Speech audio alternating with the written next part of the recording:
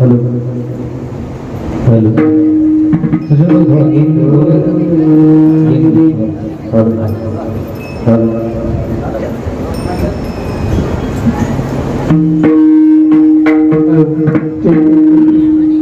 अलंकापुरी पुण्यभूमि पवित्र तेथे आनंदो ख्यात राजा सुपात्र तया अथरिता महापुण्य राशे नमस्कार माझा श्री सद्गुरु ज्ञानेश्वर रामकृष्णा हरी हरे हरे राम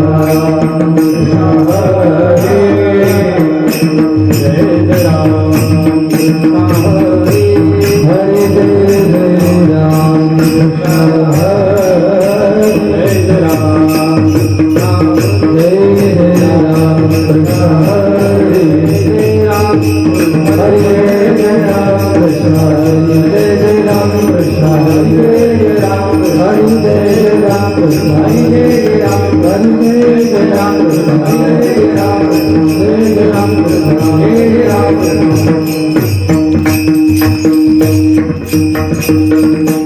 रूप पाहता लोचनी सुख झाले होता जनी तोहा विठ्ठल बलवान तोहा माधव बलवान रूप पाहता लोचनी सुख झाले होता जनी तोहा विठ्ठल बलवान तोहा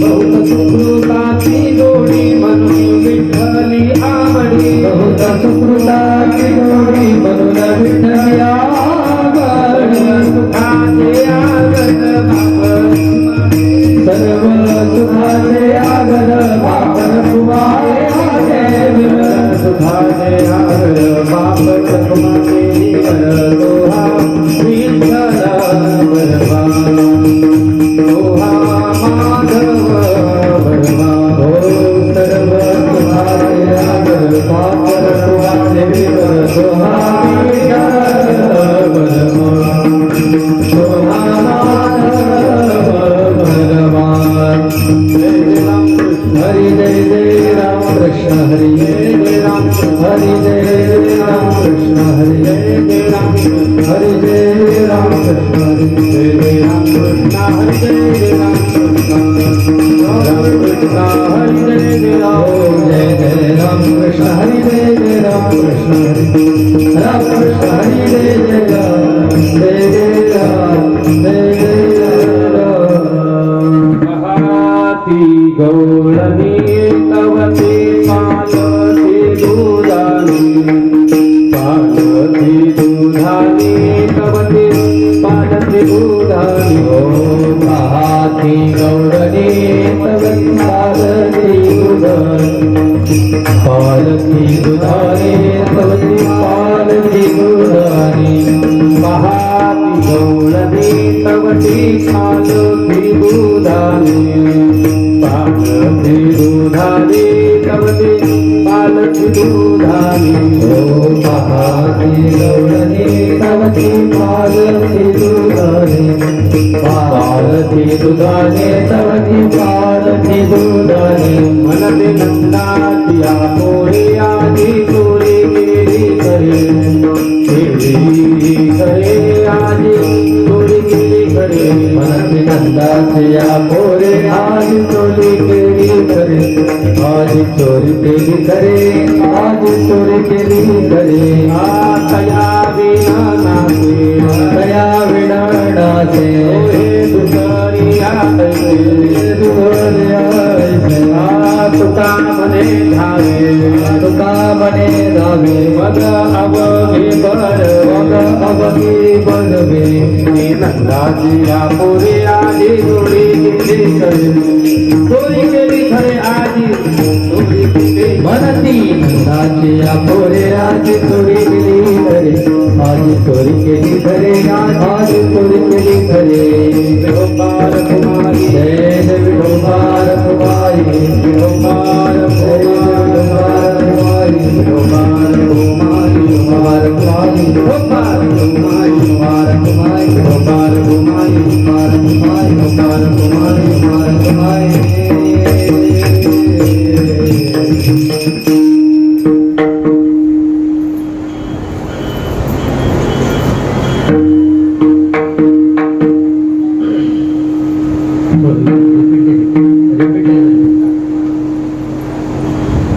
पाहती गौडानी पाहती गौडानी पाहती गौडानी पाहती गौडानी पाहती गौडानी पाहती गौडानी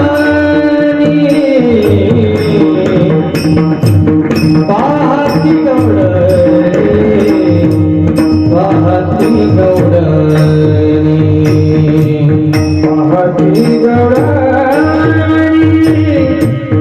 पाहती गौडानी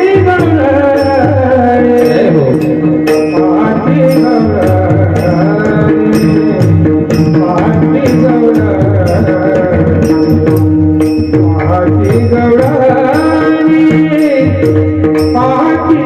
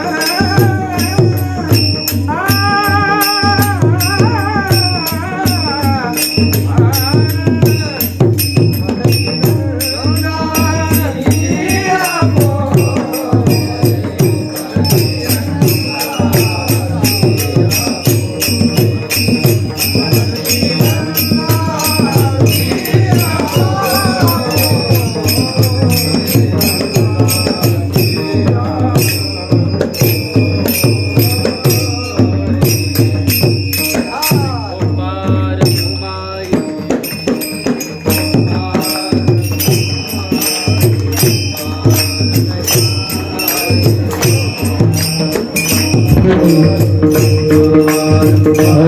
जय जय गोपाल कुमारी हरि गोपाल कुमारी गोपाल कुमारी गोपाल हरि गोपाल कुमारी गोपाल कुमारी गोपाल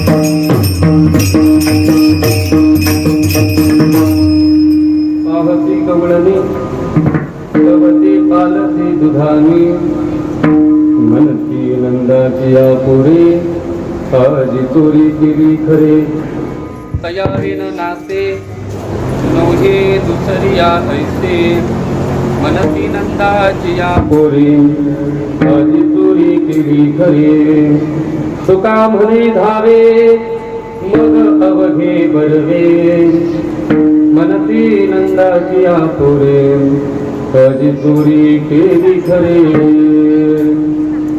जयति जगति माया यश काया भवते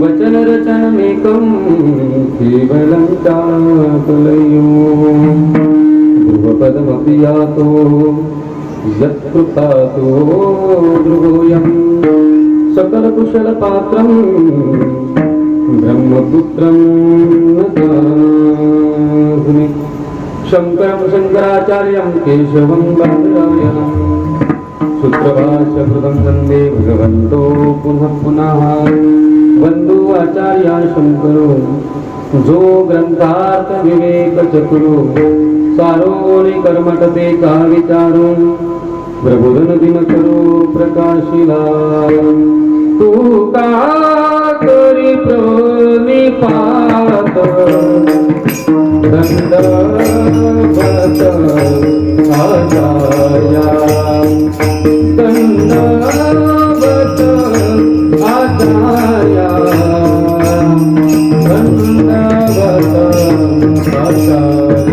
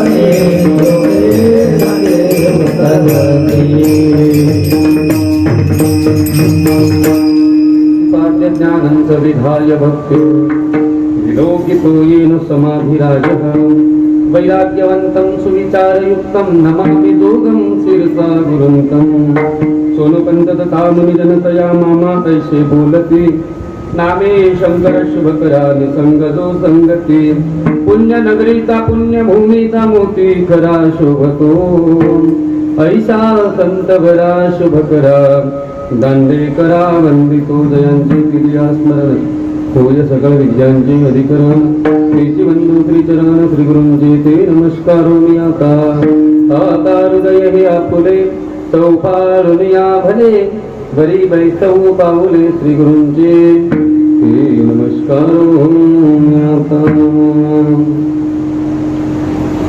मंगलम भगवान विष्णु मंगलम गरुडध्वजः मंगलम पुंडरीकाक्ष मंगलाय तनहरी प्रस्तुत आनंदकंद सच्चिदानंद घन असलेला परमात्मा या परमात्म्याची परम पावन सुमधुर सर्वांना आनंद देणारी जीवन कृतार्थ करणारी जीवनाचा मार्ग सांगणारी नवी नवी भगवान परमात्म्याचं प्रेम आपल्या सर्वांच्या अंतःकरणामध्ये वृद्धिंगत करणाऱ्याची भगवान परमात्म्याची काल्याची प्रसादाची कीर्तनरूपी सेवा या काल्याच्या प्रसादाच्या कीर्तनरूपी सेवेकरता निवडलेला अभंग जगद्गुरु जगवंदनीय संत श्रेष्ठ तुकोबरांचा आहे. तुकोबराय त्या ठिकाणी सांगतात की परमात्मा गवळणींच्या घरी जातो, गवळणींच्या घरी जाऊन त्यांची चोरी करतो आणि चोरी केल्यानंतर तो नेमका करतो काय तर दुधानी सगळी पालती घालतो. पाहती गवळणी तवती पालती दुधाने गवळणी तिथं गेल्या की ती दुधानी पालती त्यांना दिसते. थोडा आवाज कमी केला.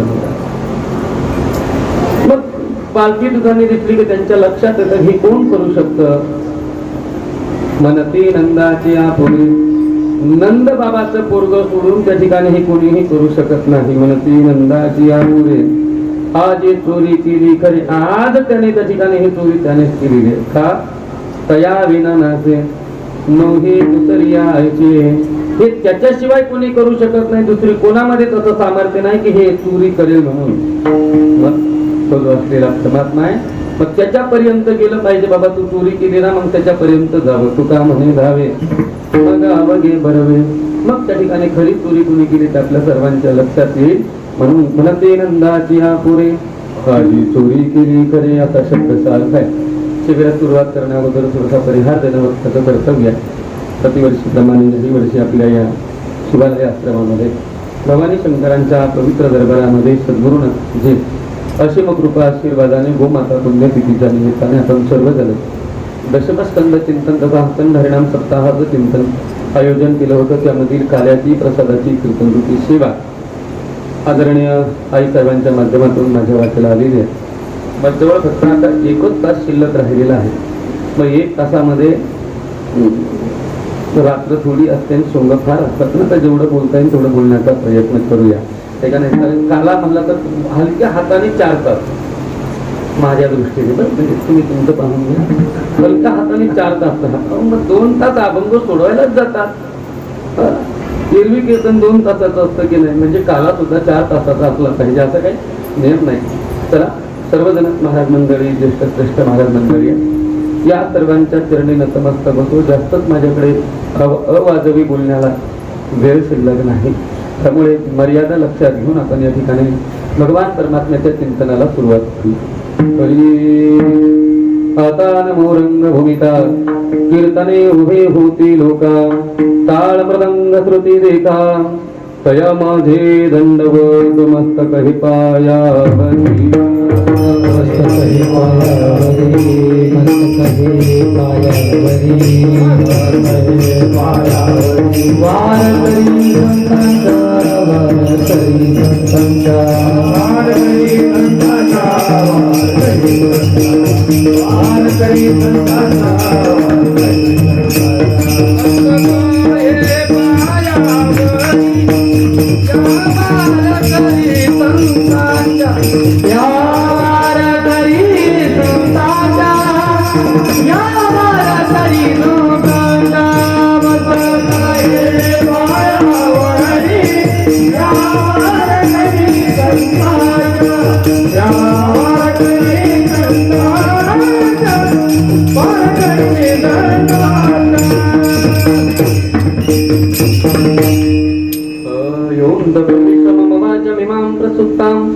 संजीवयत् किल शक्तिधरत्वधाम्नाम् अन्यां त्रस्तचरणत्रवनत्वगादिम् प्राणान् नमो भगवते पुरुषाय तुभ्यं पावती गवळणी तवती पालती दुधाने मनसी नंदाची आकुरी आजी चोरी केली खरे. प्रस्तुत आजच्या प्रसादाच्या चिंतन रूपी सेवेकरता निवडलेला अभंग जगद्गुरु तुकोबारांचा आहे. अत्यंत सुंदर असलेला या अभंगाच्या द्वारे जगद्गुरु जगद्वंदनीय संतश्रेष्ठ तुकोबार आहे. आपल्या सर्वांच्या समोर त्या ठिकाणी नमूद करून सांगत आहे. हा अभंग गवळणी प्रकरणामध्येही मोडतो. गवळणींची असलेली अवस्था वर्णन करून सांगितली की परमात्मा चोरी करत आहे. काही झालं का? काही साहेब काही झालं? विडंबार कुमार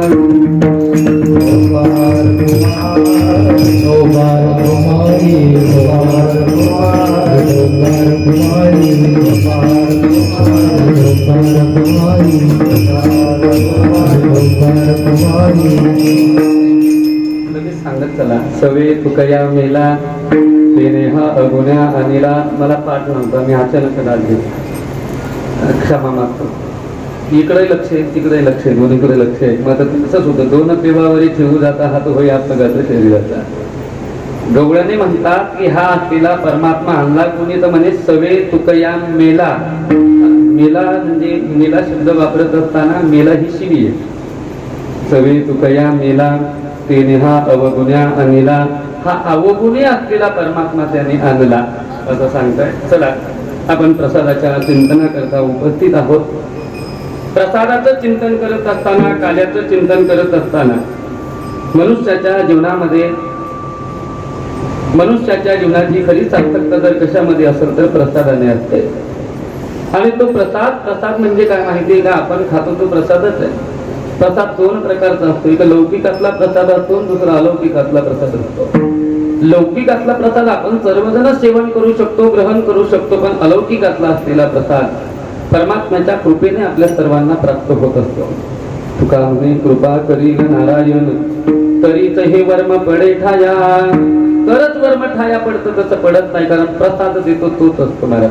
परमात्मा अर्जुनाला सांगतो, अर्जुना एक काम कर, प्रसाद जर तुला त्या ठिकाणी प्राप्त झाला तर किती आनंद होईल. प्रसादे सर्व दुःखाना हानी रस्योपजायते प्रसन्नचेतसांशु बुद्धी पर्यवतिष्ठते.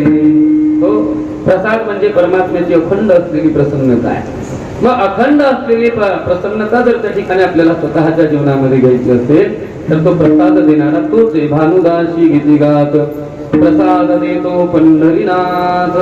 पंढरीनाथ नाम परमात्मा आपल्या सर्वांना प्रसाद देत असतो.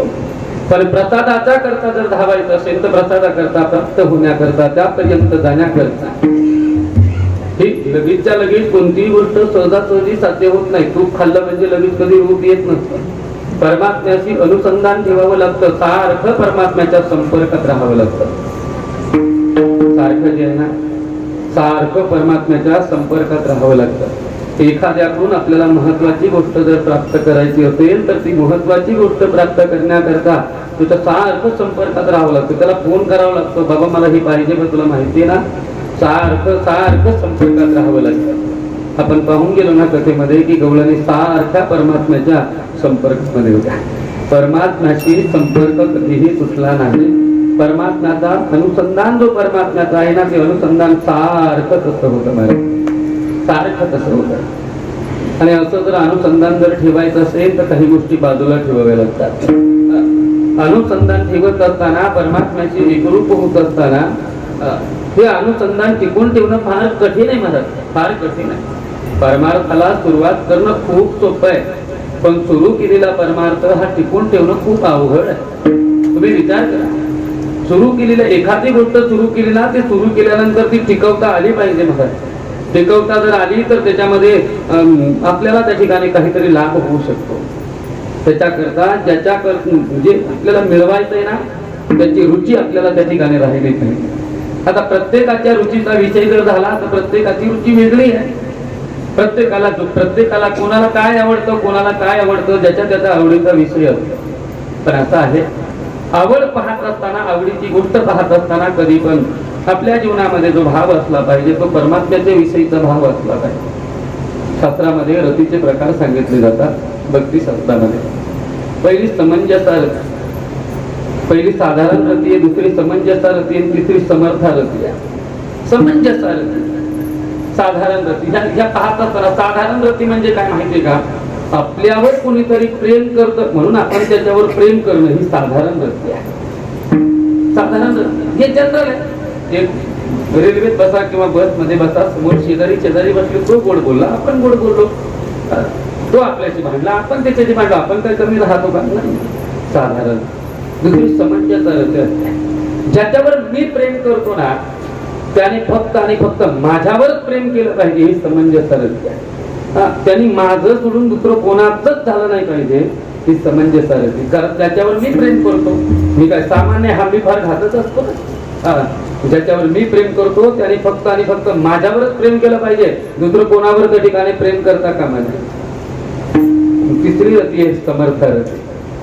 समर्थ रती अशी असते की जर मी ज्याच्यावर प्रेम करतो त्याने माझ्यावर प्रेम नाही केलं तरी चालेल, पण मी मात्र त्याच्यावर प्रेम केल्याशिवाय राहणार नाही. हे कुठं घडेल माहितीये का? ते फक्त भक्तिशास्त्रामध्येच घडेल.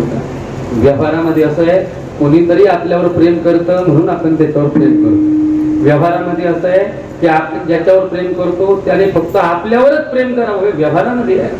व्यवहारामध्ये आहे. पण वास्तविकता जर पाहिजे तर भक्तिशास्त्रामध्ये परमात्म्याने आमच्यावर प्रेम नाही केलं तरी चालेल, नाही केलं तरी चालेल, फक्त आमचं प्रेम त्याच्यावरच कधीही कमी होता कामा नये.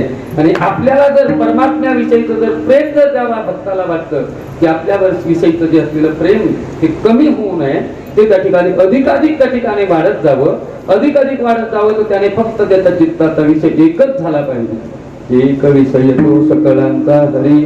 त्याने काय करावं? फक्त आणि फक्त भगवंताचं चिंतन करावं. भगवंत सोडून कोणाला महत्व देऊ नये. कळतंय माझं बोलणं? मी त्या दिवशी पण बोलून घेतो ना, आता मी परत बोलतोय. बरं, मला आठवण आहे मी काय बोललो होतो, कारण काय बोललो हे कीर्तन करायला लक्षात ठेवावं लागतं. कारण दुसऱ्या वर्षी तिथल्याच गावात जर तारीख असली तर पंचायत होती, आणि आता युट्यूब मुळे तर आणखीन अवघड झालंय. मग ते वेगवेगळंच बोललं गेलं पाहिजे, नाही तर म्हणतील बुवाजी तुम्हाला एवढंच येतं का, तुम्ही एवढंच बोलता का, तुम्हाला त्याच्याशिवाय येत नाही का? पण ऐका, भगवंतावर जर आपण प्रेम करत असाल तर भगवंतावर प्रेम करत असताना 3 गोष्टी फक्त लक्षात ठेवायच्या. पहा बरं, निस्वार्थपणे भगवंतावर जर प्रेम करत असाल तर 3 गोष्टी आहेत. पहिली, कोण्याही व्यक्तीला महत्व द्यायचं नाही. माझं बोलणं जरा कडक वाटेल. कोण्या वस्तूला महत्व द्यायचं नाही, कोण्या प्रसंगाला सुद्धा महत्व द्यायचं नाही. का? भगवंतावर प्रेम करतो ना, मग त्याच्यावर प्रेम करत असताना त्याच्यापेक्षा दुसरा कोणी आहे? प्रेमामध्ये पहा, आपण सौंदर्यवान असतो ना, आपलं ज्याच्यावर प्रेम जडलं जातं तो काळा डांबर जरी असला, पण त्याच्यावर एकदा प्रेम जडलं गेलं ना, एकदा मी बोलले एकदा त्याच्याशी प्रेम जोडलं गेलं, असं आहे. हे जे मन असतं ना, ते एकदाच कोणाच्या जवळ तरी जात. खरं म्हण बरं, खोटं म्हण नाही. कारण बऱ्याच मनाची लोक आहेत, बऱ्याच मनाची लोक आहेत. वास्तविकता जर विचार केला, खरं मन जर असेल तर फक्त त्याच्यावर प्रेम केलं जातं. नाही तर मग आपले मन असं आहे महाराज, खरं सांगू, थोडा शब्द खालच्या दर्जात पण तरी बोलतो, आपलं मन असं आहे, म्हशीच्या शेणावर पण जातं आणि सोनाराच्या दुकानातल्या सोन्यावर आपलं मन असं आहे. पण आपण जर परमार्थ करतो ना, ज्याच्याची आपलं मन लागलं गेलंय, बस मुझे लगी शान तंग प्रीत की दुनिया क्या जाने, बस त्याच्याची प्रेम जडलं गेलं ना, मग बाकी कोणावर जडलं जात नाही. मग त्याच्याची प्रेम जोडण्याकरता कोणत्याच व्यक्तीला महत्व देऊ नका. देवाच्या पुढे कोणीही व्यक्ती मोठा नाही, फक्त लक्षात ठेवा. तो भगवंत मला सांगा, व्यक्तीला महत्व देऊन काय कराल? ते बोलू, व्यक्तीला महत्व दिलं की लौकिकामध्ये माणूस अडकतो. लौकिकात अडकतो. लौकिकातलं सुख प्राप्त होतं, पण अलौकिकातलं सुख मात्र माणसाला प्राप्त होत नाही. अलौकिकातलं जर सुख जर प्राप्त करून घ्यायचं असेल, अलौकिक असलेली स्थिती प्राप्त करायची असेल, तर त्याच्याकरता व्यक्तीला महत्व देणं सोडून द्यावं. फक्त व्यक्तीला महत्व देऊ नये, मग कोणत्या वस्तूला सुद्धा महत्व. आपण बऱ्याच वस्तू जीवलावून ठेवितो, ही माझी आहे, ही माझी आहे, माझी आहे. मला मध्यंतरी एकदम छोटा मोबाईल होता आणि त्या माऊलींनी मोठा मोबाईल घेऊन दिला वडिलांनी. अजूनही वडीलच घेऊन देतात मला, एवढा फिरतो तरी. आणि मोठा मोबाईल दिला. अहो काय सांगावं माझी परिस्थिती, म्हणजे ती मोबाईलच उचकत बसायचं. शेवटी रात्री 1:30-2 वाजता स्वतःच्या तोंडात मारून घेतली, बावळाटा कीर्तन करतो लोकांच्या समोर, कथा सांगतो, तू वस्तूला महत्व देतो. म्हणजे वस्तूला महत्व, मोबाईल असावा असं माझं मत नाही, असावा नसावा ज्याच्या त्याच्या विचाराचा प्रश्न आहे. मी माझं सांगतो, कोणा भगवंताची भक्ती करतो ना, भगवंतावर प्रेम करतो ना, वस्तूला महत्व देणं सोडून द्याय. भगवंत सोडून दुसरी वस्तू या जगामध्ये कोणती शाश्वतच नाही ना. कोणाला महत्व द्यावं? शाश्वताला द्यावं. मग या जगामध्ये शाश्वत कोण आहे? अजो नित्य शाश्वत अयं पुराणो, तो शाश्वत आहे. पण शाश्वत असलेल्या भगवंतालाच महत्व द्यावं. आणि तिसरा मुद्दा, कोणत्याही प्रसंगाला कधी महत्व देऊ नये, कोणत्या घटनेला कधी महत्व देऊ नये. आणि अशा घटना भरपूर होतील आपल्या जीवनामध्ये. आपण फार बुजून जाऊ हरामध्ये. माझं सांगतो, आपण हरामध्ये बुजून जाऊ, इतक्या पर्यंत त्या ठिकाणी लोक आपला सन्मान करतील, लोक आपल्याला रेड कार्पेट टाकतील, या तुमचं स्वागत आहे, लोक आपल्या करता बँड बाजा लावतील, सगळ्या गोष्टी करतील. पण हे सगळा हा प्रसंग जीवनामध्ये घडतोय कोणामुळे? फक्त त्याच्यामुळे. म्हणून कोणत्याच वस्तूला महत्व द्यायचं नाही, कोणत्याच व्यक्तीला महत्व द्यायचं नाही, आणि कोणत्या प्रसंगाला महत्व द्यायचं नाही. ज्यावेळेस कोणत्या वस्तूला महत्व न देता परमात्म्याला महत्व दिलं जातं, कोणत्या व्यक्तीला महत्व न देता परमात्म्याला महत्व दिलं जातं, आणि कोणत्या प्रसंगाला महत्व देण्यापेक्षा त्या ठिकाणी ज्यावेळेस स्वतः भगवंताला महत्व दिलं जातं, ते खरं प्रेम असतं. हे खरं प्रेम असतं. नाही तर काय प्रेमाचा विचार करायचा महाराज? कोणत्या बाजूने आपण त्या प्रेमाच्या गोष्टीचा विचार करायचा? गोपिकांसारखं प्रेम भगवंतावर कोणी केलं नाही महाराज. गोपिकांनी कोणत्या व्यक्तीला महत्व दिलं नाही. एक परमात्मा सोडल्याच्या नंतर अहो ज्यांच्या बरोबर लग्न करून आल्या, त्या लग्न करून आलेल्या स्वतःच्या पतीला सुद्धा महत्व दिलं, कोणालाच त्या ठिकाणी महत्व दिलं नाही. कोणत्या वस्तूला सुद्धा महत्व दिलं नाही. त्यांच्या असलेल्या दह्या दुधाच्या घागरी त्या ठिकाणी परमात्मा फोडत होता. प्रवीण आमची ही घागर आहे बाबा, आमची परिस्थिती एवढी नाही, घागर फुटून गेल्यानंतर परत काय होईल या गोष्टीचा विचार केला नाही. कोणत्या प्रसंगाला सुद्धा महत्व दिलं नाही, कोणत्या प्रसंगाला महत्व दिलं नाही महाराज. नारदांसारख्यांनी गोपिकांच्या जवळ यावं आणि त्या ठिकाणी प्रेम कसं राहतं, यथाव्रज गोपिकांना. गोपिकांसारखं त्या ठिकाणी प्रेम नाही का? नारदस्तु तत्तदर्पिता अखिलाचारिता तद्विस्मरणी परम व्याकुळती इति नारदाः. नारदांनी भक्तीचं लक्षण केलं. म्हणजे काय आहे? तदर्पिता, त्याला अर्पण करा. पण त्याला काय अर्पण कराल आपण? या जगामध्ये अशी कोणती गोष्ट आहे की जी भगवंताला अर्पण केली जाऊ शकते? तुम्ही त्याला पाणी घालता, म्हणजे कोणाची देवपूजा बंद नाही करायची बरं मला. नाही तुम्ही म्हणता वेळ झाला काही बोलायला लागला, आपण त्याला पाणी घालतो. पाणी घातलं तरी, उदकन हाणू तरी, अहो तो नारायण आहे. नार म्हणजे जल, आयन म्हणजे वास्तव्य करणारा. जो जलावर वास्तव्य करतो तो नारायण आहे. त्याला काय पाणी देता? त्याला लक्ष्मी दिली जाते. दक्षिणाम समर्पयामी. आता ती दक्षिणा दिली जाते, पण एवढीची दक्षिणा देतो, पण वास्तविकता विचार करा. त्या ठिकाणी त्या असलेल्या परिस्थिती जर पाहिली तर पाय लक्ष्मीच्या हाती, त्याला काय देणार? ऐका, त्याला आपण काहीही त्याला देऊ शकत नाही. पण हा, त्याला जर द्यायचं असेल तर तो म्हणतो मला काय द्या. तू मन मी करी माझी ये भजनी प्रेमधरी सर्वत्र नमस्कारी मद एका ते. मद एकाला त्या ठिकाणी सर्वत्र नमस्कारी असा परमात्मा आहे. मग फक्त आणि फक्त भगवंतावर प्रेम झालं पाहिजे. भगवंतावर प्रेम झालं रे झालं की परमात्मा आपल्याकडे चोरी करायला येतो. त्यावेळेस आपल्या जवळ काहीतरी खजिना राहतो, आणि ज्याच्या जवळ खजिना राहतो त्याच्याच घरी देव येतो चोरी करायला. भिकाऱ्याच्या घरी जाईल का तू? कळतंय माझं बोलणं? भिकाऱ्याच्या घरी परमात्मा जाईल का? नाही जाणार माझा. आपल्याला आपले इंद्रिय ही आपली जरी संपत्ती असली तरी चित्त नावाची गोष्ट जी असते ती आपली असते ना, ती चित्त परमात्म्याला त्या ठिकाणी प्राप्त करून दिलं पाहिजे. चित्त जर प्राप्त करून दिलं तर त्या ठिकाणी ती चोरी घडते. चोरी घडली रे घडली की तो चोरी करणारा जो परमात्मा आहे, ज्याची चोरी केली जाते त्याला ती मात्र कळतं. ऐकताय तुम्ही? ज्याची चोरी केली जाते त्याला त्या ठिकाणी कळतं. गवळणींची चोरी केली होती या अभंगामध्ये. एकच चुकलं माझं, ते चौथं चरण माझ्या लक्षात नाही राहिलं. चला, पण या अभंगामध्ये विचार केला तर गवळणी असा शब्द आलाय. गवळण असा शब्द नाही आला, गवळण शब्द आला की एक वचने होतो, आणि गवळणी शब्द आला की अनेक वचने होतात, मग गवळणी होत्या. मग ह्या ज्या असलेल्या गवळणी ह्या गवळणी पाहत होत्या. आपल्या स्वतःच्या घरी या परमात्म्याने 11:15 वाजता त्या ठिकाणी चोरी केली होती. मग आता चोरी केल्याच्या नंतर त्या ठिकाणी ही जी चोरी आहे ही चोरी त्या ठिकाणी त्यांनी पाहिली महाराज. आणि ही चोरी पाहिल्याच्या नंतर त्या ठिकाणी पाहती गवळणी तवती पालथी दुधाने. हा गवळणींनी त्या ठिकाणी पाहिलं की बाबा या पोराने चोरी केलेली आहे. कुणी केली? म्हणती नंदाची या पोरी आजी चोरी केली खरे, त्याच्याशिवाय चोरी दुसरं कोणीही करू शकत नाही. पहा या अभंगामध्ये काही शब्द फार सुंदर आहे. पहिला शब्द आहे पाहती. पहिला शब्द कृष्णाच्या लीला बऱ्याच ऐकतो आपण. मला अभंगावर चिंतन करून मी थांबणार आहे. बॉस आमच्या समोर बसलेले, टायमिंग मोरद्यान ऐका, मी बरोबर वेळेस संपवणार आहे. ऐका, मला सांगायचा मुद्दा असा आहे. आणि बरोबर आहे, देवाच्या नैवेद्याची वेळ ही 12चीच असते. 12ला थांबलं पाहिजे. कीर्तनकाराने दुष्काळी असल्याचा म्हणजे आपलं प्रशस्ती पत्रक लोकांच्या समोर कधी दाखवू नये, महत्वाचा विचार आहे. आणि खरं स्वानंद सुखनिवासी सद्गुरु जोग महाराजांची सुद्धा परंपरा अशीच आहे की कीर्तन कधीही सुरू झालं, गाडी कितीही उशिरा निघाली तो ड्रायव्हरच्या हातामध्ये असतो गाडी किती पळते. हा, मग बरोबर वेळेत गाडी जाते. ऐका, या अभंगामध्ये या गवळणीचं चिंतन करत असताना पहिला शब्द सांगितला पाहती, नंतर सांगितला गवळणी. पाहती पाहती शब्दाचा अर्थ काय कराल? पाहती शब्दाचा अर्थ होतो पाहणे, पाहणे. ऐका, दुसरं आहे गवळणी. आता गवळणी पाहत असताना गवळणी हा शब्द अनेक वचने येणार. मग गवळणी किती प्रकारचे आहे? कोणी सुना कोणी कोणी सुना कोणी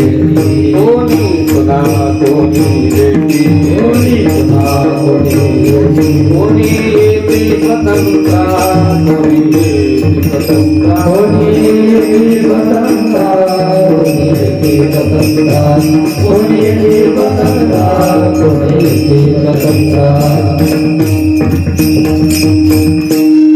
सुना. 3 प्रकारच्या गवळणी होत्या. एक सून या प्रकारातली होती, एक लेक या प्रकारातली होती, आणि एक सासू स्वतंत्र किंवा स्वतंत्र असा शब्द आहे. स्वतंत्र फक्त तीच असते, तिचं नाव आहे सासू. ऐका, 3 प्रकारच्या गवळणी. एक कोणती आहे? गेली म्हैस पाण्यात. बोला, एक कोणती आहे? सून. दुसरी लेक, आणि तिसरी सासू. का सुनाचं आयुष्य असं असतं, ती पूर्णतः परतंत्रामध्ये असते. सून कशी असते? लगेच मानाशी अशी हलवणार, मला माहिती आहे. हा, सुनाचं आयुष्य असं असतं, ती पूर्णतः परतंत्र असते. लेक अशी असते जी अर्धी परतंत्र असते आणि अर्धी स्वतंत्र असते, लेक. आणि सासू मात्र ती कधीच परतंत्र नसते, ती स्वतंत्र असते. तिचा कांदा सेपरेट असतो. हा, तिची गाडी सेपरेट असते. माझ्या सुनाला जास्त त्रास होतो. खरं सांगू का? आणखीन पुढे बोल. सुन नावाची गवळणी ना, सुन नावेच्या गवळणीला अति त्रास आहे. एक मुद्दा, तिला नांदायला गेल्याच्या नंतर तिला नांदावच, सकारात्मक बोलतो, तिला नांदावच लागतं का नाही? जी नांदून दाखवते तीच खरी सून असते. लेक नावाची गवळण असते ना, ती जोपर्यंत माहेरी येते, माहेरी आली की आनंदी असते, आनंदी असते. तिला अति दुःख नसतं. पण ती ज्यावेळेस परत सासरी जाते त्यावेळेस ती परत दुःखी असते. दुसरा मुद्दा, आणि सासूच्या जीवनामध्ये तिने कधीही स्वप्नात सुद्धा दुःख पाहिलेलं नसतं.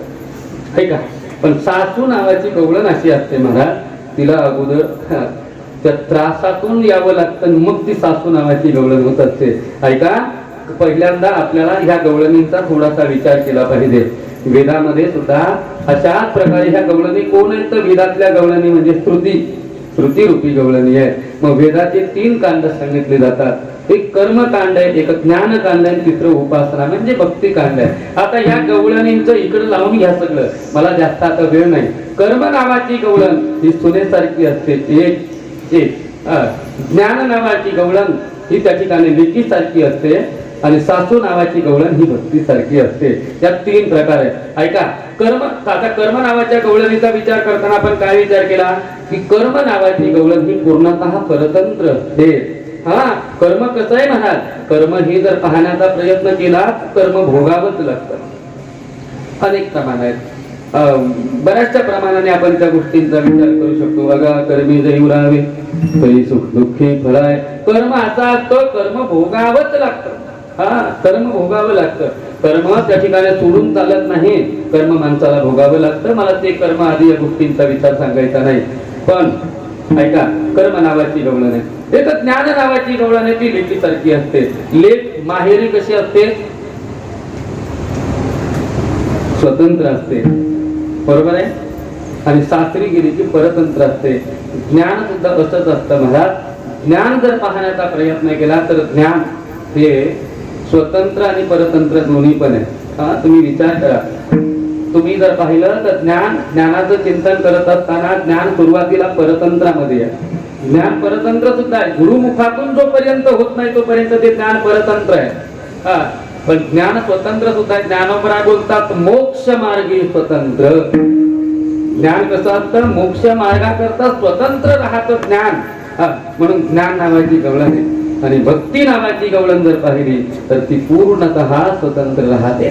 पण गंमत अशी आहे, मग आता हा पाहाती शब्द झाला की नाही, पाहाती शब्द पाहत असताना, पाहाती शब्द म्हणजे पाहणे असं नाही, या पाहाती शब्दाचा थोडासा अर्थ करत असताना एका दृष्टांताच्या माध्यमातून मी अर्थ करतो, म्हणजे तुम्हाला समजून जाईल.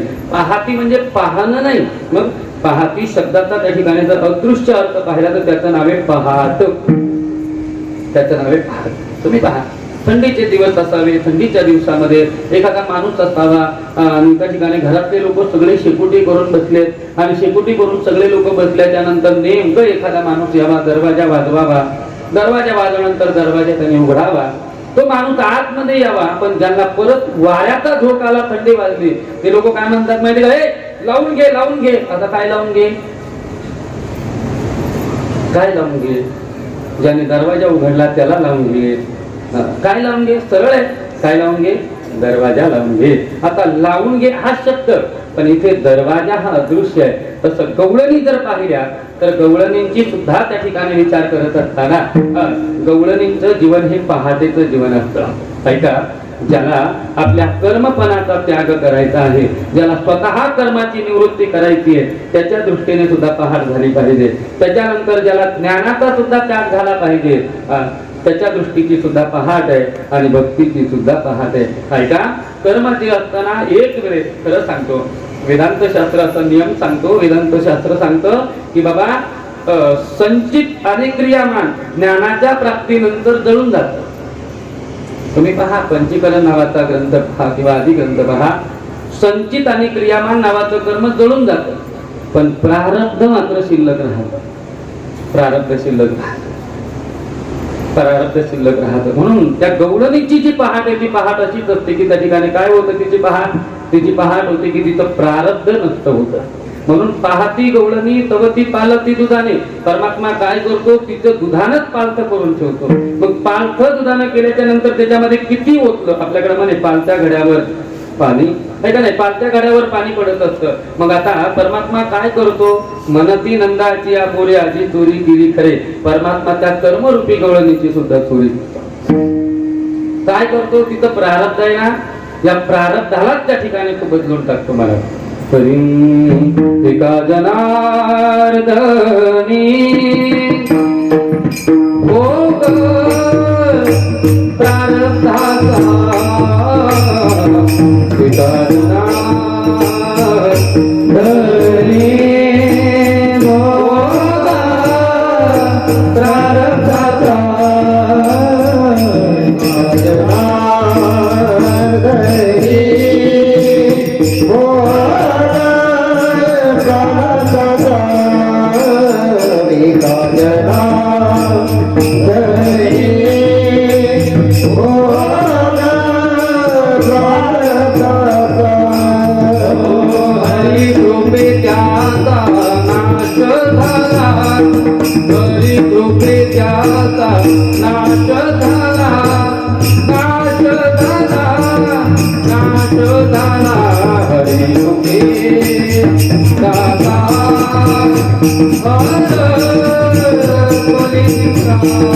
हरी मुखे राधा हरवणे चिंता हरी कृपे नाश झाला हरी कृपे नाश झाला नाश झाला नाश झाला मुखी राधा हरवणे चिंता हरी मुखी राधा हरवणे चिंता कर्म नावाची गवळण आहे. परमात्मा काय करतो तिची दुधाने पालती करून तिची चोरी करतो तिचं प्रारब्धच नसतं. एका जनार्दनी भोग प्रारब्धाचा हरी कृपे त्याचा नाश झाला म्हणून पालती दुधाने म्हणती नंदाची आपोरे आजी चोरी केली खरे कर्म प्रधान. ज्ञान असलेली गवळण असते ना ही अर्धी स्वतंत्र आणि अर्धी परतंत्र असते. तर या गवळणीचा जर थोडासा विचार केला तर ज्ञान नावाच्या गवळणीच्या जवळ सुद्धा ज्ञानरूपी गवळणीचा तो काय नष्ट करतो तो अभिमान नष्ट करतो. ज्ञानरूपी जी गवळण असते उद्धवाचा काय केला त्याने अभिमानच नष्ट केला. ज्ञानरूपी गवळणीचा अभिमान नष्ट करतो म्हणून ज्ञानरूपी गवळण आहे. आणि भक्तिरूपी गवळण काय आहे भक्तिरूपी गवळणीमध्ये त्या ठिकाणी द्वैत आहे. मग त्या द्वैताची सुद्धा परमात्मा त्या ठिकाणी निवृत्ती करतो. म्हणून आता बराच विचार आहे याच्यामध्ये जवळजवळ 3-4 प्रक्रियांच्या माध्यमातून जर पाहिलं तर खूप सुंदर अजून आनंद मला मला मला येऊ शकतो. तुमचं मला माहिती नाही कारण इथे मी वेदांती होतोच कारण मला हा विषय माझा खूप आवडीचा आहे. ऐका ज्ञानरूपी गवळण असते ना एक बोलूनच जातं. ज्ञानरूपी गवळण असते ना ज्ञानरूपी गवळणीच्या जीवनामध्ये एक त्या ठिकाणी स्वतः अगोदर जीवदशा असते. सद्गुरूंच्या कृपेने त्या ठिकाणी स्वरूपाची अनुभूती होऊन मी ब्रह्म आहे असं त्याच्या मनामध्ये येतं. मग मी ब्रह्म आहे असं ज्यावेळेस त्याच्या अंतःकरणामध्ये येतं मग आता मी ब्रह्म हे कळाल्याच्या नंतर हा मी घातक असतो. मी त्या ठिकाणी त्रासदायक असतो. हा मी संसारातही त्रासदायक आणि हा मी परमार्थामध्ये सुद्धा त्रासदायक असतो. म्हणून परमात्मा काय करतो त्याच्या असलेल्या त्या ज्ञानरूपी गवळणीची त्या ठिकाणी अभिमान नष्ट करतो. ऐका सोपा दृष्टांत सांगतो. विचारसागरामध्ये पाठामध्ये अत्यंत सुंदर दृष्टांत सांगितला जातो. काय होतं म्हणजे एक माणूस रस्त्याने चालला होता. रस्त्याने चालता चालता त्या ठिकाणी त्याच्या पायामध्ये काटा शिरला. आता काटा शिरल्याच्या नंतर तो आता काटा काढायचा बाबा कोणाला तरी पाहावं काय करावं साधन जवळ नाही. एक बाबळीचं झाड दिसलं बाबळीच्या झाडाचा एक काटा त्याने घेतला. बऱ्याच वेळा नियम असा असतो काटा काट्यानेच काढायचा. म्हणजे मी काट्याचं सांगतो तुम्ही वेगळं अर्थ लावू नका. काटा काट्याने काढायचा असतो म्हणून काटा काढण्याकरता त्यांनी काटा घेतला. एक सुंदर असणारं आंब्याचं झाड होतं. आम्ही आंबेकर आहोत म्हणून आंब्याचं झाड होतं. मग आंब्याच्या झाडाखाली त्या ठिकाणी बसल्यानंतर पायातला काटा काढला. काटा काढल्याच्या नंतर जरा लक्षपूर्वक ऐका त्यांनी 2 काटे आपल्या हातावर धरले. एक काटा असा होता जो काटा त्याच्या पायामध्ये शिरलेला होता आणि एक काटा असा होता जो काट्याने काटा काढलेला होता. काटा कोणता चांगला होता बरं त्याच्या दृष्टीने सांगा. कोणता काटा चांगला होता? जो पायात रुतला तो काटा चांगला होता की ज्या काटा काढला तो काटा चांगला होता? काटा काढलेला काटा चांगला होता बरोबर ना. तुम्हाला काय वाटतं? ज्या काट्याने काटा काढला तो काटा कसा आहे चांगला आहे. आणि असं काट्याने जो काटा निघतो ना महाराज तो काटा जपून ठेवला जातो. त्यांनी तो काटा घेतला तो काटा आपल्या वरच्या खिशामध्ये ठेवून दिला. थोडा वेळ ठेवला त्याने. त्याच्याजवळ जेवणाचा डबा होता. खूप भूक लागली होती. रात्री कीर्तनालाही बिचारा गेला होता पण कीर्तनात त्याला जेवण गेलं नाही. पुडीची पूर्णाची पोळी त्याने फक्त रात्री खाल्ली होती. त्याला खूप भूक लागली होती. मग आता काय करावं जेवणाचा डबा होता मस्तपैकी जेवण होतं. जेवण केलं पोटभर जेवण झालं गेलं बरोबर 11:30ला 3 मिनिटं होते तेव्हा पोटभर जेवण झालं. पण आला शीतल शांतीचा वारा तेने सुख मी अपडेट मध्ये राहतो ना तुमच्या काळजी करू नका. आला शीतल शांतीचा वारा तेने सुख झाले या शरीरा. मग त्याने काय केलं जेवण केलं. इतका गार वाराला म्हणा आता झोपावं थोड्या वेळ निघाला ना काटा झोपला. तर झोपेत माणसं एका अवस्थेत झोपत नसतात. त्यांची अवस्था वेगवेगळी असते. इकडं हो तिकडं हो काही विचित्र झोपत येत नाही. प्रत्येकाचं झोपणं वेगवेगळं राहत. काहींचं तोंड इकडं असतं पाय इकडं असतात. पण सकाळी उठलं तर पाय तिकडं तोंड इकडं असतं. कसे झोपतात त्यांची त्यांना गोल गोल जागेवर गरगर गरगर फिरत असतात ना. गोल गोल गरगर याच्याकरता त्या लोकांनी दिल्लीत जावं आणि दिल्लीत गेल्यानंतर कळतं एवढ्याशा जागेत सुद्धा कसं झोपावं असतं.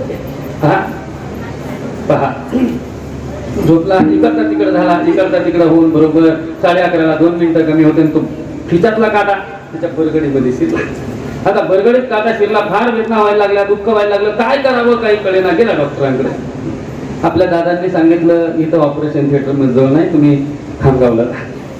आता खामगावला गेले. खामगावच्या डॉक्टरांनी सांगितलं ठीक आहे ऑपरेशन करावं लागेल. म्हणजे काही करा पण काटा काढा म्हणे, बास मला बाकी काही लागत नाही. 12च्या आत काटा निघून गेला पाहिजे तर जमलं, नाही तर जमणार नाही. ठीक आहे. डॉक्टरने ऑपरेशन थिएटर मध्ये घेतलं, ऑपरेशन झालं. डॉक्टर पण विद्वान होते, डॉक्टरांना माहिती होतं काटा कसा शिरला. मग काय झालं, डॉक्टर विद्वान असतात, डॉक्टर बरोबर काटा काढतात. नाही तर तुम्हाला डॉक्टर विद्वान असतात, डॉक्टर बरोबर काटा काढतात. म्हणजे त्या डॉक्टरांचं नाही सांगत, माझ्या डॉक्टरचं सांगतोय. ऐका, बरोबर काटा काढला. सोन्याचं ताट होतं, सबक होतं डॉक्टरकडं, मखमलचं कापड होतं. त्या कापडावर ऑपरेशन केलं, काटा काढला आणि काटा काढून ज्याच्या बरगडीत काटा शिरला होता त्याचं ऑपरेशन केलं होतं. ऑपरेशन झाल्यावर त्याला सांगितलं तुमचा काटा. आता कोणता काटा चांगला बोला ना, कोणता काटा चांगला? मला येतो वेदांत सांगता, पण मी सोपं सांगतो, मला अवघड येत नाही. कोणता काटा चांगला? कोणताच काटा चांगला नाही. काटा तो काटाच असतो. जीवन जगत असताना मी जीव आहे हा काटा पायात शिरला होता. मग मी जीव आहे हा काटा जर निवृत्त करायचा असेल तर मी ब्रह्म आहे हा काटा त्या ठिकाणी लागेल ना. मी ब्रह्म आहे हा काटा लागेल. मग मी ब्रह्म या काट्याने मी जीव आहे हा काटा निघाला आणि तो मी ब्रह्म आहे हा काटा त्यांनी त्याच्या जवळ ठेवला. आता स्वतःच्या जवळ ठेवला. मी ब्रह्म आहे, मी ब्रह्म आहे, अहम ब्रह्मास्मी, अहम ब्रह्मास्मी. विचार करा, अष्टवक्र महामुनींनी सुद्धा राजा जनकाला सुद्धा हेच सांगितलं. अष्टावक्र महामुनी रस्त्याने चालले होते, नेमका जनक राजा तपश्चर्येला बसला होता. राजा म्हणायचा अहम ब्रह्मास्मी, अहम ब्रह्मास्मी. अष्टावक्र मुनी आले. अष्टावक्र मुनींनी पाहिलं, मग त्यांनी कमंडलू जवळ ठेवला आणि कमंडलू जवळ ठेवला. मग ते राजाने म्हणावं अहम ब्रह्मास्मी, यांना म्हणावं हा कमंडलू माझा आहे. अहम ब्रह्मास्मी. अष्टवक्र मुनी म्हणायचे हा कमंडलू माझा आहे. राजाला विक्षेप झाला. 2-4 वेळ होऊन गेले. म्हणे 11:30 वाजले, खोटं बोलत नाही. मी कुठं म्हणतो हा कमंडलू तुमचा आहे? हा कमंडलू माझा नाही, हा तुमचाच आहे.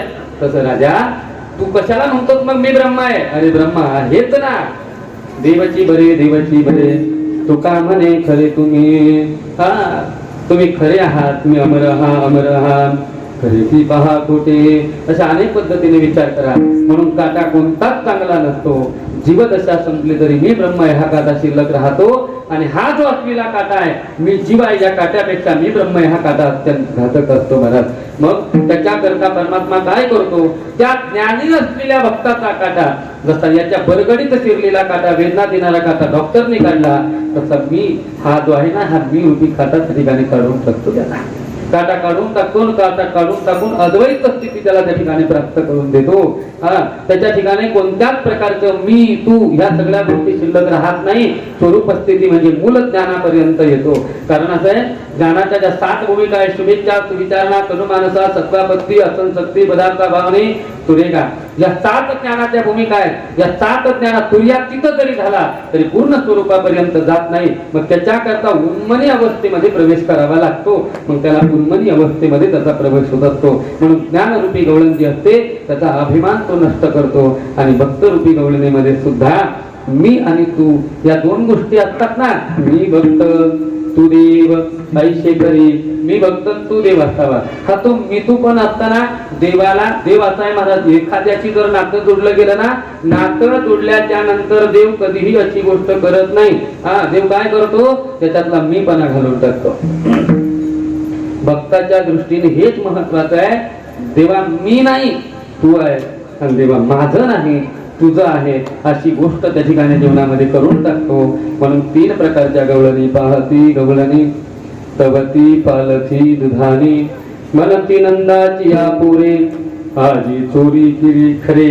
आता इथे पण आज मुद्दा आहे. हा करणारा कोण आहे? तर परमात्मा आहे. ऐका, पुढे बोलेल थोडासा 2 मिनिटा करता. पण आजी चोरी केली खरे असा शब्द आहे की नाही? म्हणजे याचा अर्थ चोरी कशी केली? खरी चोरी केली. म्हणजे चोऱ्या किती प्रकारच्या झाल्या आता इथं लगेच? 2 प्रकारच्या. एक खरी चोरी आणि दुसरी खोटी चोरी. खरी चोरी खोटी चोरी सांगू का? खोटी चोरी त्याला म्हणतात महाराज, आपल्याकडची संपत्ती निघून गेल्याच्या नंतर आपल्या घरी चोर यावा, चोराने चोरी करावी, चोराने चोरी करून निघून जावं, आपण रडत बसावं, याला चोरी म्हणतात. पण ही खोटी चोरी आहे. आणि खरी चोरी ज्याला म्हणतात महाराज, भक्तिशास्त्राच्या दृष्टीने खरी चोरी अशी आहे की ती खरी चोरी म्हणजे आपल्या जवळचं सगळं चोरून जरी नेलं, सगळं चोरून जरी नेलं तरी सुद्धा दुःख होत नाही, उलट आनंद प्राप्त होतो. ती खरी चोरी असते, खरी चोरी असते. गवळणींच्या घरी परमात्म्याने चोरी केली पण ती खरी चोरी केली. बरेच लोक देवाला त्या ठिकाणी म्हणतात की आमचा देव, तुमचा देव चोऱ्या करतो. देवाच्या चोरीचा प्रकाराची गंमत फार सुंदर होती.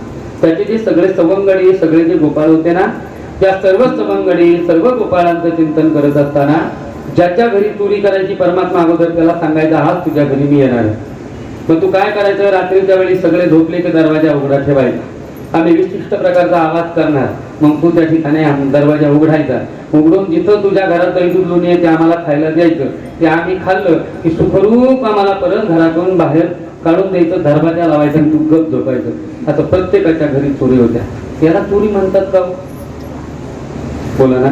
म्हणजे चोराला आपल्या घरी बोलवायचं, दरवाजा उघडायचा, उघडलेला दरवाजा त्या ठिकाणी त्याला आतमध्ये घेऊन जायचं. जिथं काय आपली संपत्ती, पैसे आपण ठेवलेले असतात ती लॉकरची चावी उघडायची, लॉकर उघडं करून द्यायचं, त्याला म्हणायचं हे सगळं घेऊन जा.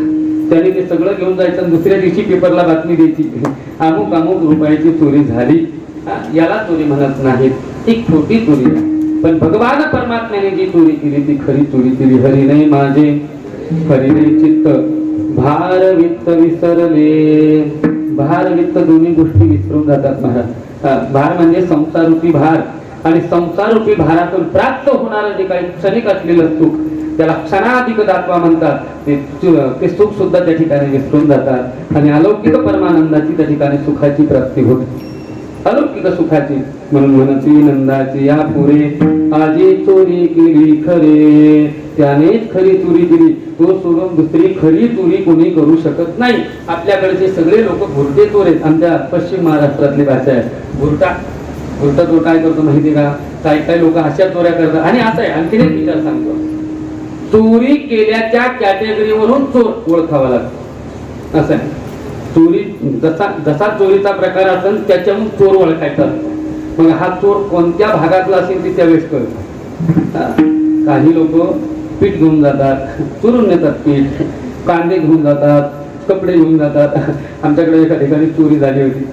काही ठेवलं नाही त्यांनी, घरातले सगळे कपडे नेले, तर पैशाला हात नाही लावला, सगळे पैसे कपडे नेले, सगळं त्या घरातल्या जेवणाच्या पदार्थाच्या सगळ्या वस्तू सगळ्या घेऊन गेले, बाकी काही त्यांनी ठेवलं नाही या चोरीला. मग याच्याहून चोर कळतो महाराज.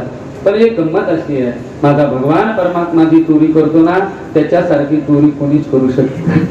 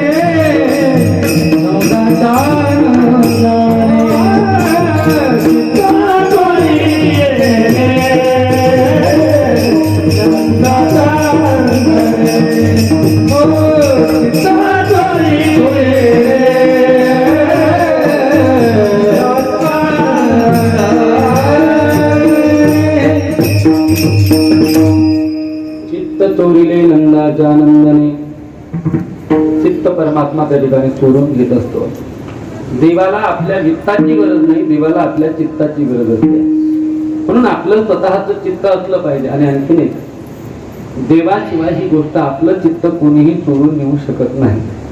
तुम्ही म्हणा मग आपण सगळेजण एकमेकावर प्रेम करतो, अगदी फेब्रुवारी महिन्यातले सगळे दिवस साजरे करतो, हे कसं काय हो?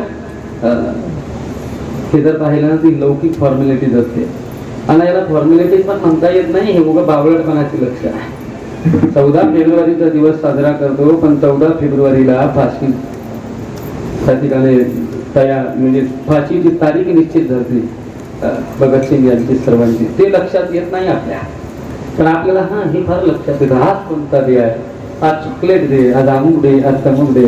पण खरं सांगू का, कधीतरी चित्त चोरण्याचा दिवस असला पाहिजे. आणि चित्त चोरणं म्हणजे फक्त परमात्मा चोरतो. आपलं चित्त कोणीही चोरू शकत नाही. मला का चोरू शकत नाही? कारण आपलं चित्त एका जागेवर आहे का? पहिले या गोष्टीचा विचार करा. आपलं चित्त एका जागेवर आहे का? नाही. आपलं चित्त एका जागेवर नाहीये. आपलं आता इथं बसलंय, पण परत कुठं जाईल सांगता येत नाही. चित्त हे चित्त क्षणोक्षणा होय चंचल, चंचल आहे चित्त. चित्त एका जागेवर नसतं. म्हणून तर त्या ठिकाणी आपलं चित्त जागेवर आणलं पाहिजे आणि आपल्या चित्ताला त्या ठिकाणी परमात्म्याच्या चरण दाखवले पाहिजे. खरं सांगू का, आपल्या चित्ताला इतर सगळ्या गोष्टी दाखवण्यापेक्षा आपल्या असलेल्या चित्ताला फक्त परमात्मा दाखवला पाहिजे. विनोदजी बाबा तर फार सुंदर सांगतात. विनोदजी बाबा म्हणतात, अरे आपलं स्वतःच जे चित्त आहे ना, या चित्ताने अजून देव पाहिला नाही. बरं, अजून देव दिसला नाही त्यांना आपल्या चित्ताला. मला वाटतं की त्या ठिकाणी आपल्या चित्ताला दररोज देव दाखवा. आपल्या चित्ताला दररोज देव त्या ठिकाणी दाखवला पाहिजे. एकदा का आपल्या चित्ताला देव दाखवला रे दाखवला की आपलं चित्त आता तिथून पुढे बाजूला जात नाही. तिथून पुढे कधीही त्या ठिकाणी बाजूला जाणार नाही. उलट चित्ती तुझे पाय डोळा रूपाचे ध्यान, असं त्या ठिकाणी अवस्था प्राप्त होईल. म्हणून आपल्या जवळ संपत्ती नसली तरी चालेल लौकिक, पण चित्तरूपी परमार्थिक संपत्ती आपल्या जवळ असली पाहिजे. आणि चित्तरूपी संपत्ती आपल्या जवळ असली की देवाला बोलवावं, देवाला सांगावं, देवाजे माझ्या जवळ आहे देवा, माझं चित्त त्या ठिकाणी तू चोरू नये, मला दुसरं काही नको आहे. हे चित्त देवाच्या जवळ गेलं नाही गेलं की चित्त त्या ठिकाणी परमात्म्याला सामील झालं रे झालं की बाकी कोणतीच गोष्ट होत नाही. म्हणून चित्त नावाची गोष्ट फक्त आणि फक्त परमात्मा घेऊ शकतो, दुसरं कोणीही आपलं चित्त चोरू शकत नाही. म्हणून तिसऱ्या चरणात सांगितलं, तया विनाशे नोही दुसरिया ऐशे. अहो, सद्गुरूंच्या कृपेने जरी ज्ञान प्राप्त झालं तर सद्गुरूंच्या कृपेने ज्ञानाने कर्म नावाची जी गवळण आहे, त्या कर्म नावाच्या गवळणीचं त्या ठिकाणी संचित क्रियामान जाईल. पण प्रारब्ध मात्र जात नाही ना. प्रारब्ध बदलेल पण संपणार नाही. लक्षपूर्वक आहे का? ज्ञान त्या ठिकाणी प्राप्त होईल, पण त्याला झालेला अभिमान तो स्वतःच त्याला ती निवृत्त करावी लागेल. कारण ह्या सगळ्या गोष्टी स्वतःला करायच्या असतात. आकुली आपण नुसते पाठ नाही करायची. हे प्रमाण प्रत्यक्ष अंगी उतरवले पाहिजे. तुम्ही का बासरी वाजवणारा माणूस असतो ना, बासरी म्हणजे महाराज आहे, बासरी वाजवायला एक मनुष्य बासरी शिकायला गेला. मला प्रक्रिया नव्हत्या सांगतच नाही मी, मला माहिती आहे दंडा समोर आहे आणि मी कशाला प्रक्रिया सांगू, मी एकही वेदांत बोललेलो नाही. ऐका, गंमत अशी आहे, आता ती दही अंडी फोडायला घेतली का मला फोडायला घेतली मला माहिती नाही. पण ती आता हाय बाबा समोर, चला मी सोपं बोलतो. बासरी वाजवणारा माणूस असतो, बासरी वाजवणारा माणूस असतो ना, तो बासरी वाजवणारा माणूस काय करतो, शिकायला जातो. बासरीवाल्याचं शिकायला जातो, ज्याला शिकायची इच्छा असते. शिकायला गेले की महाराजांकडे शिकायला गेले की महाराज म्हणतात असे शब्द वाजवा, असं करा तसं करा. महाराजांचं शिकवणं, ते स्वर कसे असतात काय असतात आपल्याला त्याच्यातलं कळत नाही, मग आपण त्याच्याविषयी बोलत नाही. पण ते स्वर गेले असतात, मग ते स्वर वगैरे सर्व त्याला व्यवस्थित सांगितलं जातं. सांगितलं गेलं का म्हणतात आता धर बासरी. कशी बासरी धरायची याची सुद्धा ट्रेनिंग असते. जसं मिलिटरीमध्ये बंदूक कशी धरायची, पोलीस मध्ये बंदूक कशी पकडायची, त्या सगळ्या गोष्टीच्या ट्रेनिंग असतात. आम्हाला IPS ला आम्हाला माहिती होतं म्हणून आम्हाला माहिती म्हणून सांगतो. ऐका, मग ती बंदूक कशी धरायची हे शिकवलं जातं. सगळ्या गोष्टी शिकवल्या जातात माणसाला. तो बासरी कशी धरायची याची ट्रेनिंग असते. बरं का, हे बासरीवाले महाराज आहेत म्हणून त्यांच्याकरता बोलतो मी. म्हणजे समोर उदाहरण असलं पाहिजे, हा सूर्य हा जयद्रथ. ऐका, बासरीवाल्या महाराजांनी त्या ठिकाणी सांगितली अशी बासरी धरायची. ठीक आहे, तो बासरी धरतो, असे तोड वाजवायचे, तो बोट हे सगळं करतो. पण एवढंच सगळं करून सुद्धा काय होतं, महाराजांनी बासरी वाजवली की त्या बासरीतून सुंदर आवाज निघतो.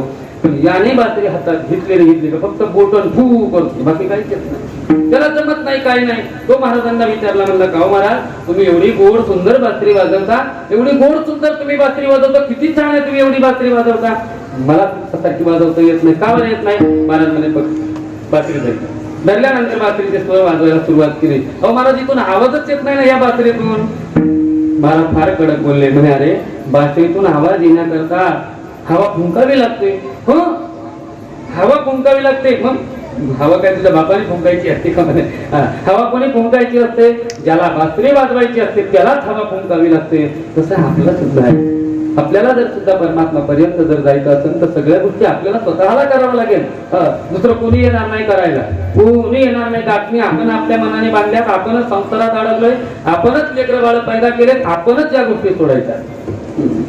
का त्या दिवशीचा भान होता ना माझ्यावर, मी तेच सांगतो. आपणच आपलं सोडायचे, आपणच लेकरं बाळ पैदा, आपणच संसारामध्ये अडकलो ना, आपणच शेंबड्यात पडलेल्या माशीसारखं अडकलो ना. आपल्याला सांगणारे भरपूर आहेत, निघ, पण निघणं आपल्याकडून झालं पाहिजे ना. आपलं निघणं आपल्याकडून सुटत नाही महाराज, सुटत नाही. सुटणं खूप अवघड असतं, सोडणं अवघड असतं, तर सुटणं किती अवघड आहे, सुटणं दूर आहे. आपल्याकडून या सगळ्या गोष्टी सुटल्या गेल्या पाहिजेत, अलगदच सुटाव्यात. कसं राहावं माहिती आहे का? या सर्व गोष्टींमध्ये मी नेहमी सांगत असतो, त्या दिवशी पण बोललो, सीताफळाच्या मध्ये सुद्धा बी असते, पण ती बी घराला चिकटलेली असते. ती बी कशाला चिकटलेली असते? घराला. पण चिक्कू मध्ये सुद्धा बी असते, पण तिला घराचा एक लवलेश नसतो, असं असतात. पक्षी अंगणी उतरती एका गुंतोनी राहती, तैसे असावे संसारी जोवरी प्राचीनाची दुरी. असं असलं पाहिजे. पण याच्यामध्ये जर असं राहिलं तरच खरा काळा मिळत, तरच त्या ठिकाणी सगळं आपलं चित्त एका जागेवर येईल, तरच आपलं चित्त जागेवर आलं की मग म्हणते नंदाची आपुरी आजी चोरी केली खरी. मग आता हे कोणी आणला गेला? सवे तुकया मेला. कोणी आणला? म्हणे त्या तुकोबायांनी आणला, त्यालाच काही काम नव्हतं. तेने अवगुण्या आणला, त्याने हा असलेला निर्गुण निराकार साकार केला, त्याच्यामुळे ही सगळी चोरी झाली गेली. विठोबा पाहती गवळणी, पाहती गवळणी, पाहती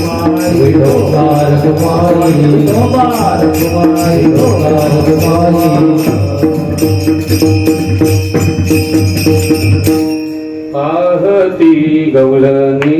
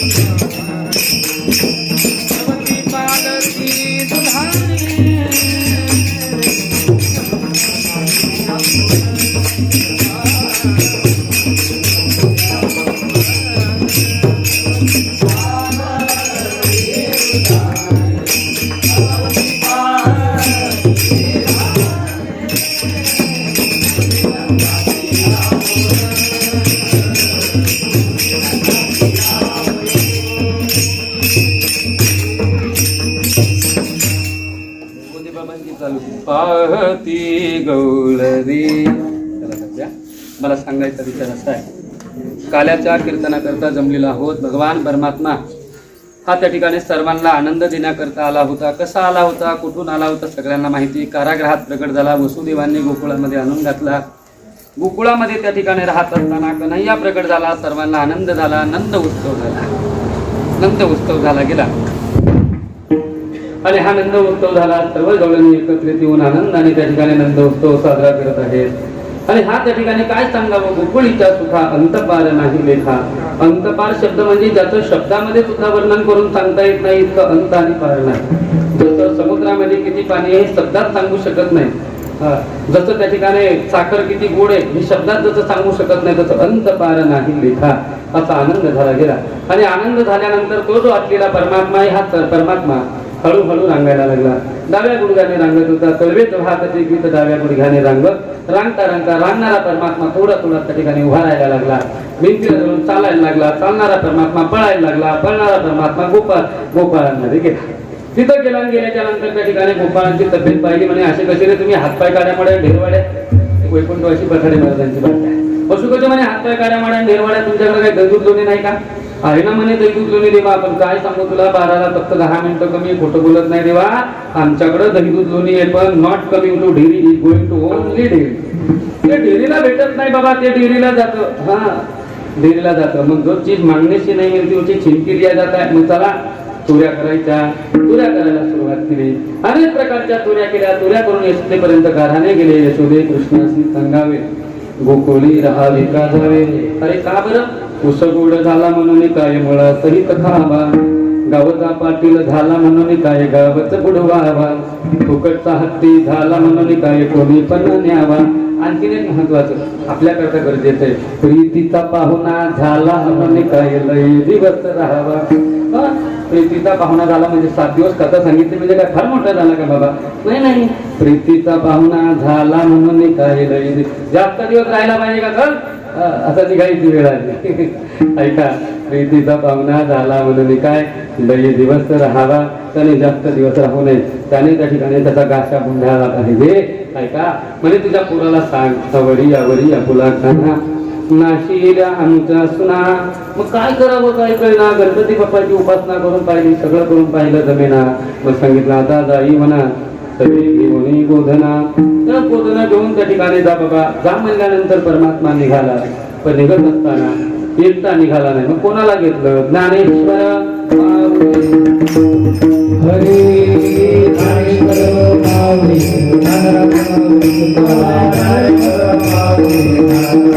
माऊली ज्ञानेश्वर माऊली माऊली ज्ञानेश्वर माऊली माऊली ज्ञानेश्वर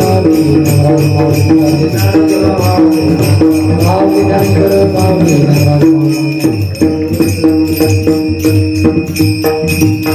परमात्मा तिथं राहिला. अनेक प्रकारचे खेळ खेळला, अनेक प्रकारच्या चोऱ्या केल्या, अनेक प्रकारच्या त्या ठिकाणी सर्व गोष्टी परमात्म्याने केल्या. सर्व काही परमात्म्याने त्या ठिकाणी खेळ अनेक प्रकारचे विटी दांडू चिंडूल गोरी नाना परी खेळ मांडीला यमुनेच्या तीरी. सर्व खेळ परमात्मा खेळला. आणि एवढं करून त्या ठिकाणी बोलायला लागले, खांदे भार पोटी दुःख काय खेळायचे सुख. काय खेळायचं सुखे देवा तुका म्हणे आता खेळ मोडावा परता. मग काय करावं? खेळ मोडावा परता असा शब्द वापरला बरं का. कारण नाशाचे वेदांत शास्त्राने 3 प्रकार सांगितले, स्वभावता, आश्रय आणि परता. असं नाश सांगितले की नाही. काही नाश हा स्वभावता होत असतो, काही आश्रयाने नाश होत असतो. आपण जी दहीहंडी लावतो ना काल्याला, याचं कारण नसते, तितकी त्या ठिकाणी परता नाशाने आहे. त्याच्यावर आघात करावा लागतो, त्याच्याशिवाय त्या ठिकाणी दहीहंडी फुटत नाही. तशी आपली स्वतःची जीवदशा संपवणं हे परमात्म्याचंच काम असतं. म्हणून परमात्मा त्या ठिकाणी दहीहंडी फोडत असतो, हे लक्षात द्या. म्हणून तो सर्वांनाच सांगतो ना, तो सर्वांना म्हणतो, शिंके लावी येली दुरी होतो तिघांचे मी बरी. तुम्ही व्हाले दुहीकडे मुख पसरवणीकडे. दुहीकडे म्हणजे तुम्ही ज्ञानाच्या बाजूने व्हा, तुम्ही भक्तीच्या बाजूने सुद्धा व्हा. आधी प्रश्न बऱ्याच गोष्टींचा विचार आहे. तुम्ही व्हाले दुहीकडे मुख पसरवणीकडे. मग वाहतीच्या धारा घ्या रे दुहीच्या कोपरा. मग त्या धारा वाहतील त्या तुम्ही त्या ठिकाणी घ्या. असं अनेक पद्धतीने वर्णन करून त्या ठिकाणी सांगितलं जातं. मग सगळ्यांच्या शिदोऱ्या आता एकत्र केल्या, कारण अगोदर म्हणले होते माझे आहे पैसे पाहे, पण यांनी सांगितलं तुका म्हणे हरी माझे कुणी नाही घरी, नका करू दुरी माझं पाया वेगळे. मग सर्वांच्या शिदोऱ्या एकत्र केल्या. सर्वांच्या शिदोऱ्या एकत्र करून त्या ठिकाणी सर्वजण एकत्रित झाले. काल्याच्या निमिषे देव जळी झाले मासे, देव मासे झाले. अगोदर गोपाळाच्या रूपात आले, पण जमून दिलं नाही देवाने. मग त्या ठिकाणी मासे झाले. मासे झाल्याच्या नंतर परमात्म्याने सांगितलं हात तेरे सांगाते, हात त्या ठिकाणी यमुनेमध्ये धुवू नका. अशा अनेक पद्धतीने विचार करून त्या ठिकाणी सांगितला गेला. आणि सर्वांना त्या ठिकाणी काल्याचा प्रसाद दिला गेला.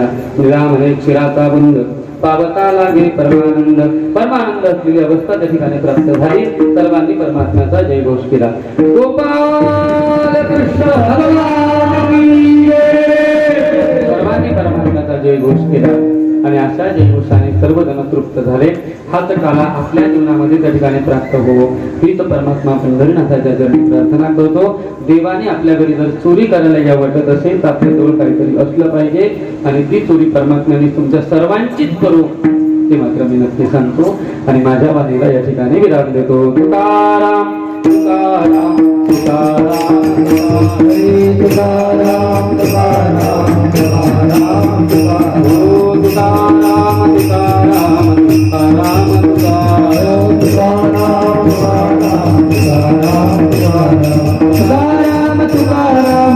तुकाराम तुकाराम तुकाराम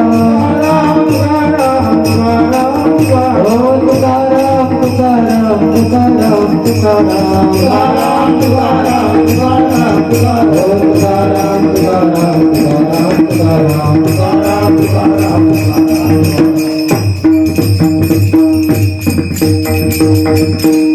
झालेली सेवा यथामध्ये चौकात परमात्मा पंढरीनाथाच्या चरणी सद्गुरुनाथांच्या चरणी सेवा समर्पित करून सेवेला विराम देतो. संयोजकांनी परमात्म्याची सेवा करण्याची संधी प्राप्त करून दिली त्यांचे धन्यवाद.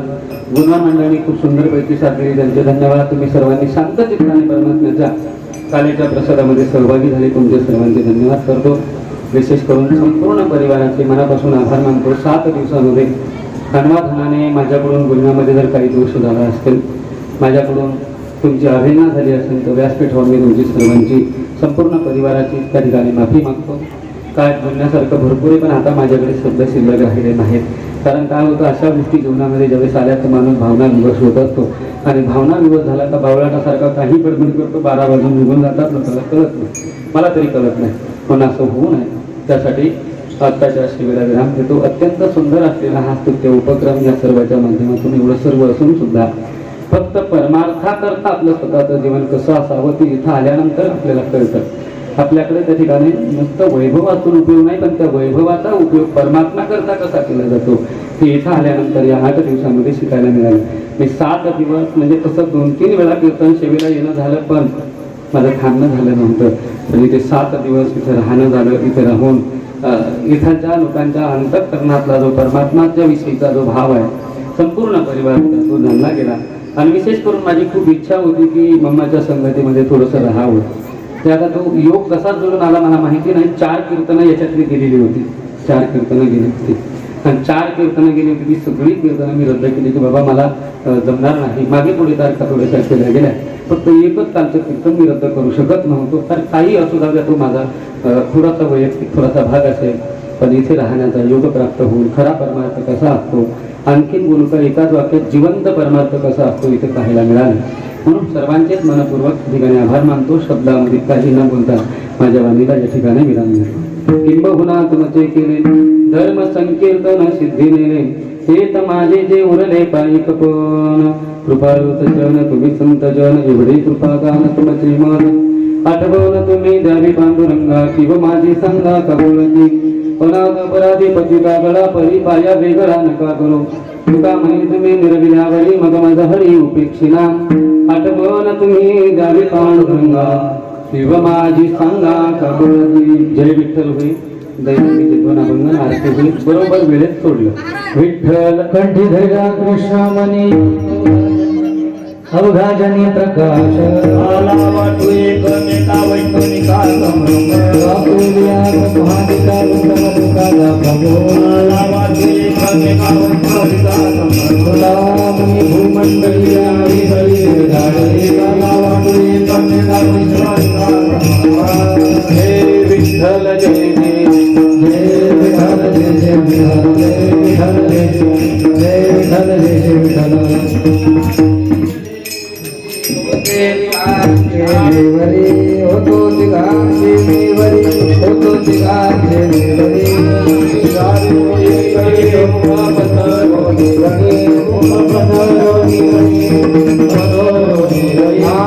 धारा धारे दोहीचा कुपरा दोहीचा कुपरा धारे दोहीचा कुपरा धारे दोही घडे मुख पसरोनी घडे पसरोनी घडे मुख पसरोनी घडे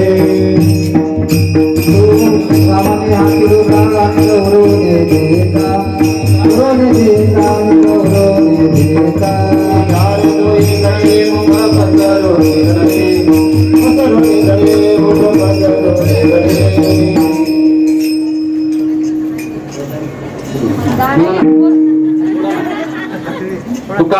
हाती हाती ठोकाने गौरवले देका आणि गौरवले देका आणि गौरवले देका